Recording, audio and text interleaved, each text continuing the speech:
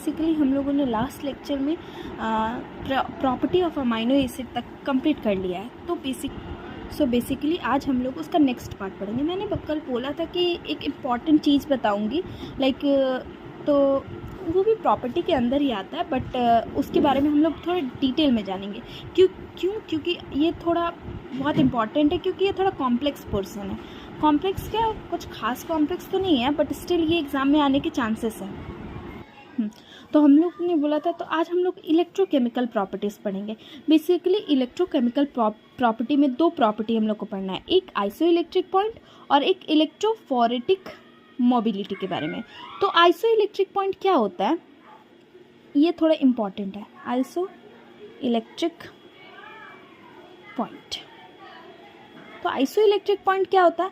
Isoelectric point वो होता है जब अमाइनो एसिड के पास कोई भी नेट इलेक्ट्रिकल चार्ज नहीं होता है, उस पीएच को हम लोग आइसोइलेक्ट्रिक पॉइंट बोलते हैं। तो बेसिकली ये क्या हो जाएगा, pH at which amino acid has no net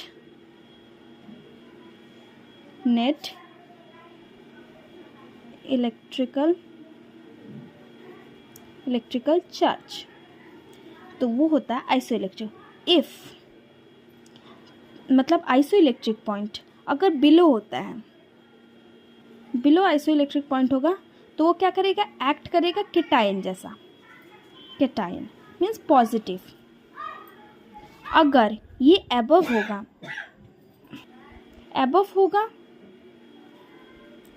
होगा अगर आइसोइलेक्ट्रिक पॉइंट, तो ये एनायन की तरह काम करेगा। Anion means negative charge. तो ये हो जाता है हमारा आइसोइलेक्ट्रिक। ये भी क्या है, एक प्रॉपर्टी ही है। नेक्स्ट अगर प्रॉपर्टी का बात करें, ये भी बहुत इंपॉर्टेंट है। ये है इलेक्ट्रोफोरेटिक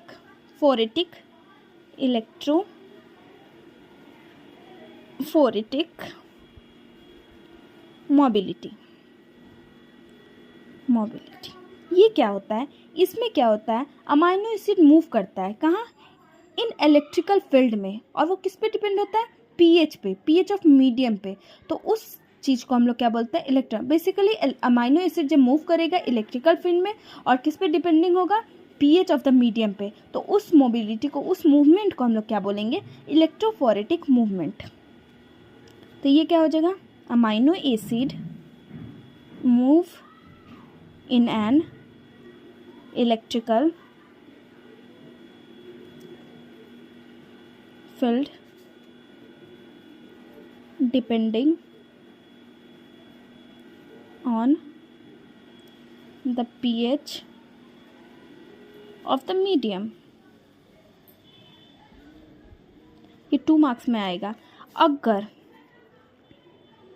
एट pH अगर PI से कम हुआ, तो हमारा मूव करेगा, amino acid move toward cathode के तरफ।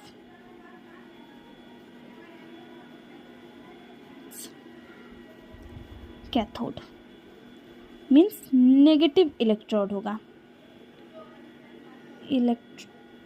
होगा।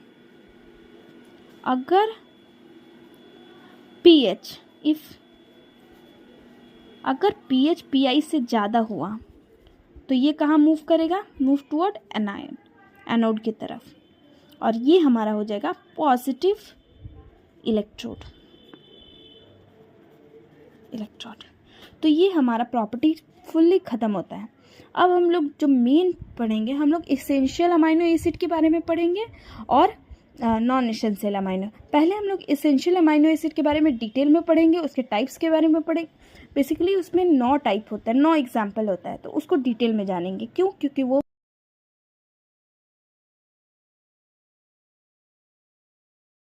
अमाइनो एसिड कल भी मैंने बताया था आप लोग को क्या होता है। एसेंशियल अमाइनो एसिड बॉडी में सिंथेसाइज नहीं होता है, ह्यूमन बॉडी उसको इंटेक करता है थ्रू डाइट, और ये बेसिकली नहीं लिख रही के लिए, टिश्यू रिपेयर के लिए एंड प्रोटीन सिंथेसिस के लिए। अब इसके टाइप के बारे में जानते हैं। अगर इसके टाइप्स की बात करें, तो बेसिकली टाइप नहीं बोल सकते, लिस्ट बोल सकते हैं, मतलब amino acid, total essential amino acid कितने टाइप्स के होते हैं, तो ये बेसिकली 9 टाइप के होते हैं। तो ये 9 टाइप हम लोग का जानना बहुत ज़रूरी है, क्योंकि इसमें डिफरेंसेस आ सकते हैं और फिर अलग अलग रिक्वायरमेंट हम लोग को पता होना चाहिए। तो ये बेसिकली 9 टाइप के जो होते हैं उसको याद करने का मैं एक ट्रिक बता देती हूँ, जिससे याद करने में मतलब बेसिकली ईजी होगा। तो इसका एग्जाम्पल हो जाएगा हिल, एम पी टी टीवी, ये हो जाएगा इसके निमोनिक्स। हिल से मतलब हिस्टडीन, और एक बात हिस्टडीन, हाँ और एक बात, हम लोग अमाइनो एसिड को 3 लेटर्स में डिफाइन करते हैं, जैसे हिस, इसका नाम हो जाएगा शॉर्ट में हिस। नेक्स्ट आई का बात करें तो आई का फुल फॉर्म हो जाएगा, आई का मीन्स हो जाएगा आइसोल्यूसिन, इसको LLE। फिर एल का बात करें तो ये हो जाएगा ल्यूसिन, इसका हो जाएगा LEU। इसका बात करें तो ये हो जाएगा लाइसिन, लाइसिन LYS, ये हो गया हमारा ये। अब अगर नेक्स्ट का बात करें तो ये इसमें क्या हो जाएगा, M से हो जाएगा हमारा मिथियोनिन, इसको MET से रिप्रेजेंट करते हैं। नेक्स्ट हो जाएगा P से मिथियोनिन MET, P से हो जाएगा हमारा फिनाइला, ओ गॉड एक सेकेंड,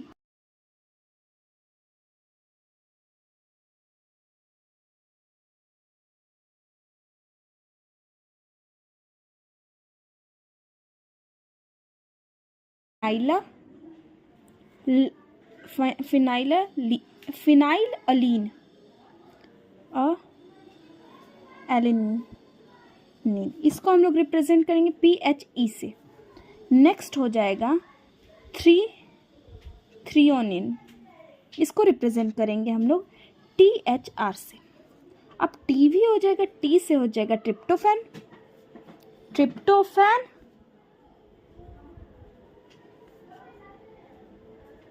TRP, और V से हो जाएगा वैलिन, VAL। हाँ, अब हम लोग ये सब जान गए। तो ये बेसिकली 9 टाइप्स के होते हैं। और हिस्टडीन, अब सबके बारे में थोड़ा इंपॉर्टेंट फंक्शन या सोर्स जान लेते हैं।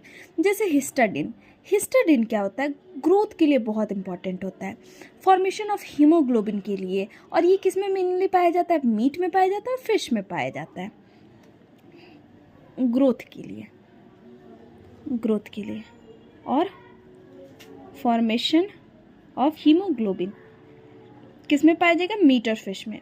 आइसोल्यूसिन का अगर बात करें तो आइसोल्यूशन क्या होता है, मसल के रिपेयर और एनर्जी रेगुलेशन के लिए हेल्प होता है। तो मसल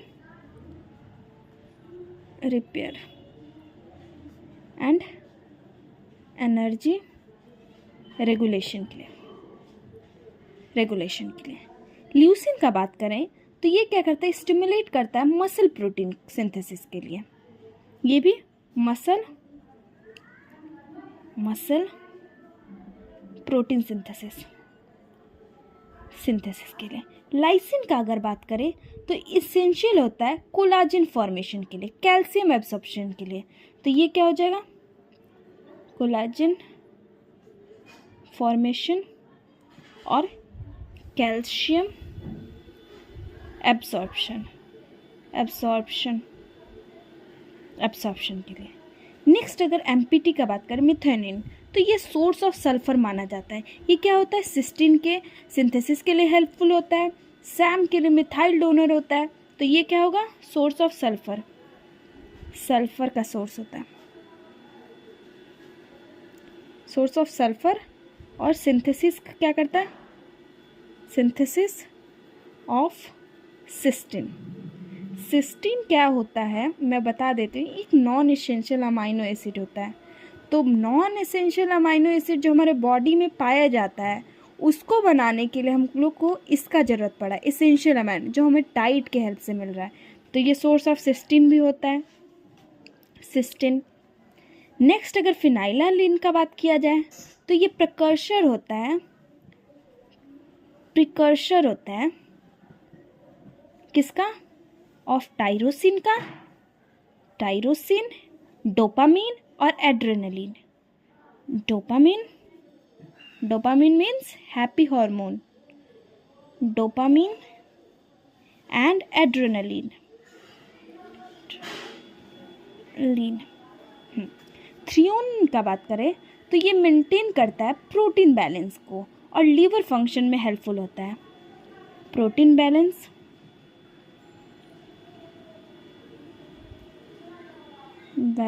में हेल्प करता है और इसेंशियल होता है, लीवर फंक्शन को भी ये मेंटेन करता है,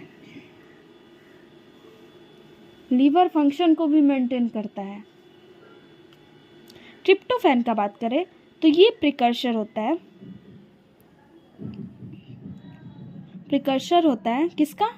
सीरोटोनिन का,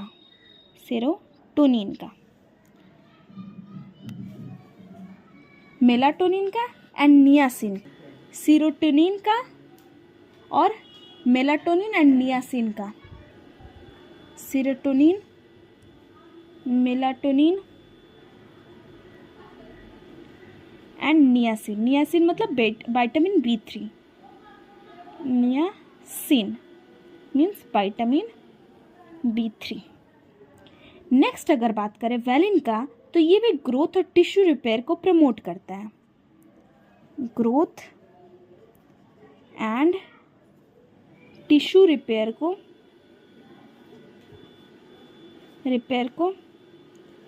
प्रमोट करता है।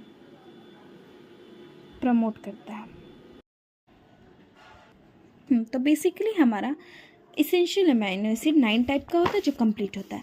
अब बात कर लेते हैं इम्पॉर्टेंस के बारे में। तो इसेंशियल अमाइनो एसिड का इम्पॉर्टेंस,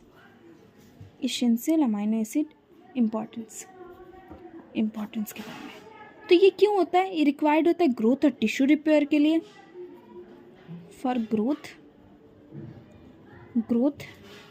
एंड टिश्यू रिपेयर के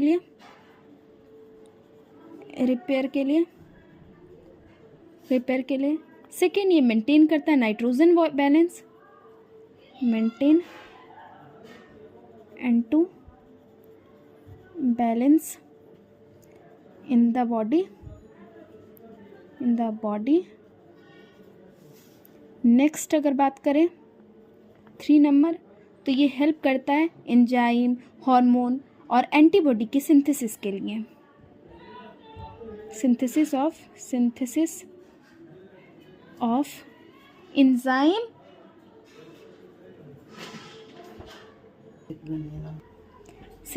of enzyme, hormone and antibody.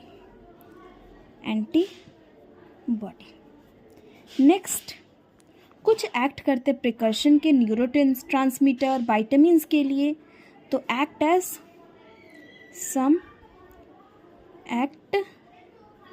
As precursor of neurotransmitter. ये ऑलरेडी मैंने बता चुका है क्या क्या विटामिन्स होते हैं, न्यूरोट्रांसमीटर होता है, न्यूरोट्रांसमीटर्स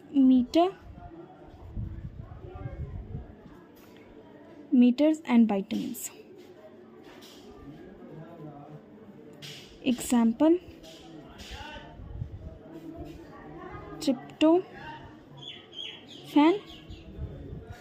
से सीरोटोनिन, और कुछ डिफिशियंसी लीड करते हैं muscle wasting, fatigue, growth retardation और पुअर इम्यूनिटी में। तो इतना इनफ है। नेक्स्ट अगर नॉन इसेंशियल अमाइनो एसिड का बात करें, नॉन एसेंशियल अमाइनो एसिड के बारे में बात करें, तो ये क्या होते हैं? बॉडी तो ये मेनली बॉडी में सिंथेसाइज्ड होते हैं। और ये किस लिए होते हैं? इनको माना जाता है और फॉर्म करते हैं कुछ मेटाबॉलिक इंटरमीडिएट्स के लिए, मेटाबॉलिक इंटरमीडिएट्स एंड इनको डाइट से लेने के लिए कोई नीड नहीं है। इनके एग्जाम्पल का अगर लिस्ट का बात करें कितने टाइप के होते हैं, तो ये 11 टाइप के होते हैं।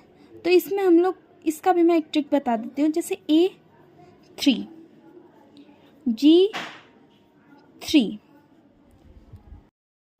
ST।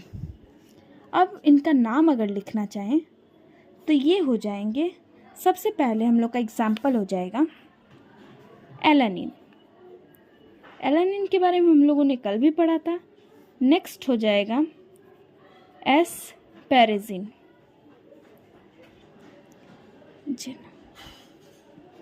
एस्पेरेजिन। नेक्स्ट हो जाएगा aspartic acid, aspartic acid, tick acid and 3, 3, 6, 8, 10, हाँ E4 हो जाएगा। And next one is arginine. Arginine, इसका बात करें तो G में हो जाएगा ग्लूटामिक एसिड, एसिड। नेक्स्ट हो जाएगा हमारा glycine, glycine. And next one हो जाएगा हमारा एसिड हो जाएगा, ग्लाइसिन हो जाएगा।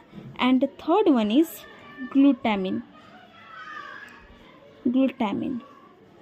नेक्स्ट अगर CP का बात करें तो C से हो जाएगा cysteine, cysteine.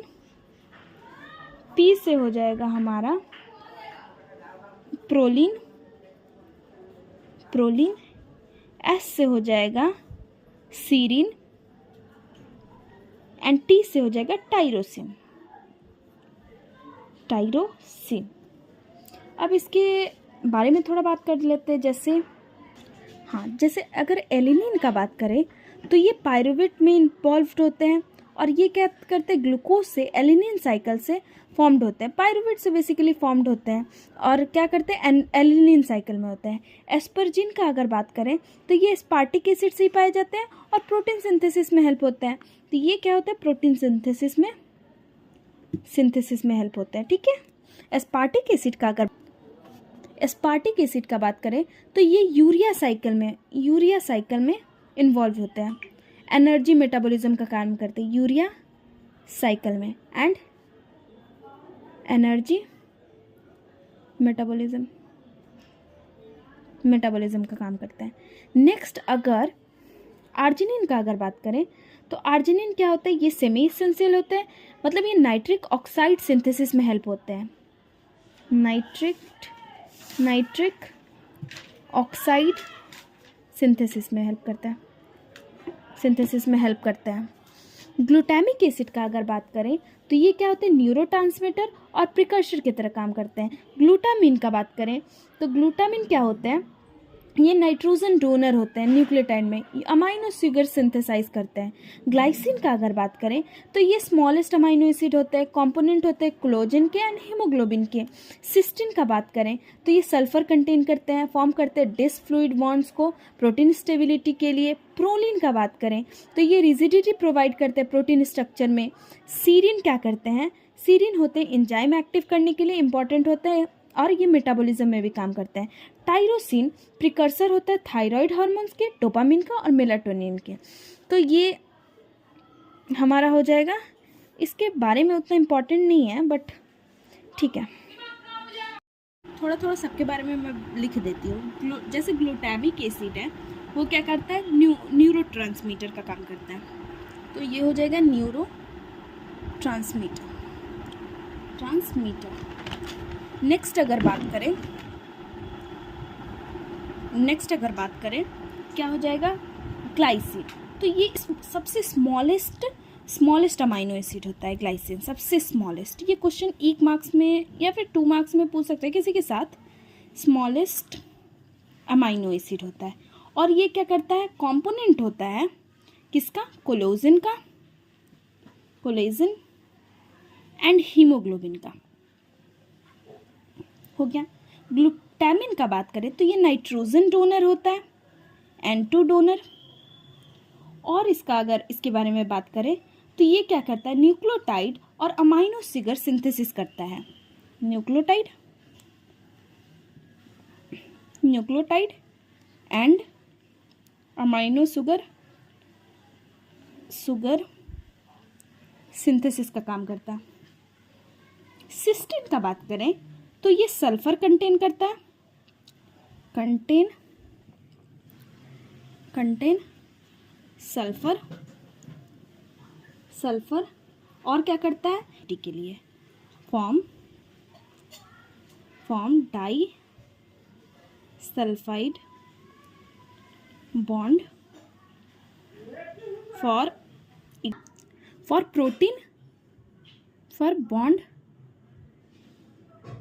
For protein synthesis, for protein stability, protein synthesis के लिए, ठीक है।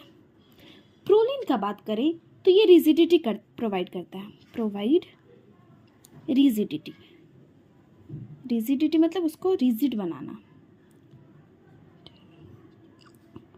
किसको, कोलेजन को, प्रोटीन स्ट्रक्चर के लिए। नेक्स्ट अगर सीरीन का बात करें तो सीरीन क्या होता है, इंपॉर्टेंट एक्टिव साइट बनाता है मेटाबॉलिज्म के लिए, इंपॉर्टेंट एंजाइम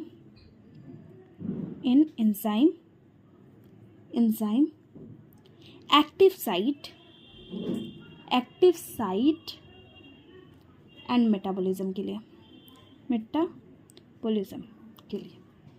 सीरीन का बात करें, सीरीन हो गया। टायरोसिन का अगर बात करें तो ये प्रिकर्सर होता है, precursor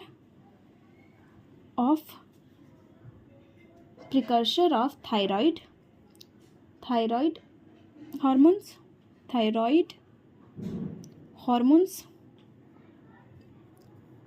and dopamine and melatonin को स्लीप हार्मोन बोलते हैं, dopamine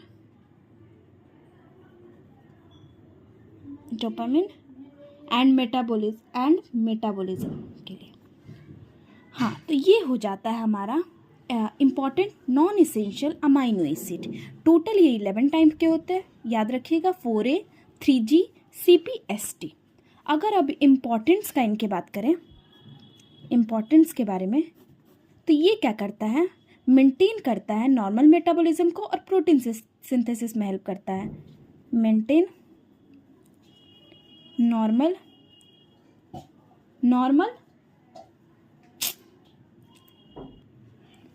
metabolism and protein synthesis. और क्या करता है ये एक्ट करता है प्रिकर्सर के लिए for hormone, pigment and neurotransmitter, act as precursor for hormones,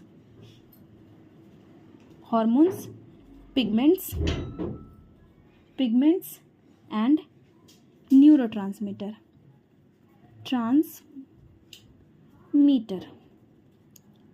और क्या करता है ये, हेल्प करता है वुंड हीलिंग में, डिटॉक्सिफिकेशन में, इम्यून फंक्शन में, help in wound healing, detoxification